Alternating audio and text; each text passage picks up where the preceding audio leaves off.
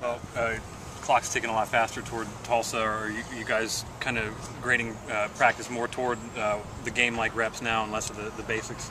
No, it'll always be about the basics. The fundamentals will always override scheme, and even when it comes to an opponent. And there's no disrespect to any opponent, but we will worry about East Carolina first. So the basics will always be our main focus. And we'll be able to hit Tulsa some this week. We'll be able to dive more into them next week. But the fundamentals will always be our first priority here, Nick. You wrap up training camp. I guess evaluate this summer camp. I like the way the kids carried over from spring to right now. One of the main focuses were developing leaders and leadership, and that's still a work in progress, but I see some guys that are stepping out and taking hold of that leadership.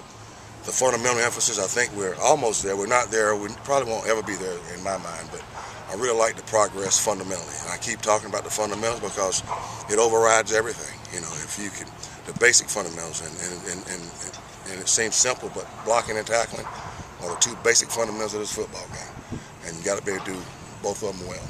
The next thing we'll emphasize this fall camp was routine plays. And the routine plays, why I mention them all the time, because if we make them time and time after again, they'll turn into big plays and long plays. It was reported that the quarterback race has been narrowed a little bit. Now it's Brad and Dominique. Is that true? And if so, what did those two do that Rio didn't? Rio is a really good football player. We can't get everybody ready to play. Rio's time will come. Dominique and Brad have both done a good job, and so has Rio.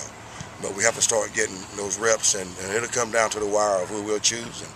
And I like both of those guys. I like Rio still too, but we have to start gearing it down to a particular amount of reps, and Dom and Brad will get the majority of the reps. We just had to start separating that group. You know, those guys.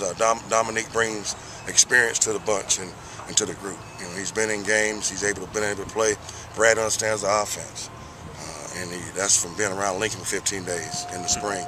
You know, and Rio really made a big jump in maturity from spring to right now. So I'm pleased. Those three guys, all three will be on the bus, and all three will be on the plane with me. So I assume at this point you've watched the tape of the scrimmage. Mm-hmm. What were your thoughts looking at it again, and what did you see that maybe you didn't see when it was going on live? Well, I saw the tempo. You know, we didn't have much stoppage in the game, which that helps. I think the first game we had some stoppage with penalties, and whether it was a technique penalty of holding or a miscue of offsides, those type of things. We didn't have that in the scrimmage. We got 80-plus reps in a short amount of time, which is what we want to do here. So I was pleased with that. I saw better routine plays. I saw execution of the offense, defense, and special teams. I really liked our sideline organization. I keep mentioning that, but you know, it's the first year staff of being together, and it's a whole new team. So it seemed like a little thing, but sideline and organization is very important of where everybody's job and everybody's role will be. So I was pleased with those aspects from the scrimmage.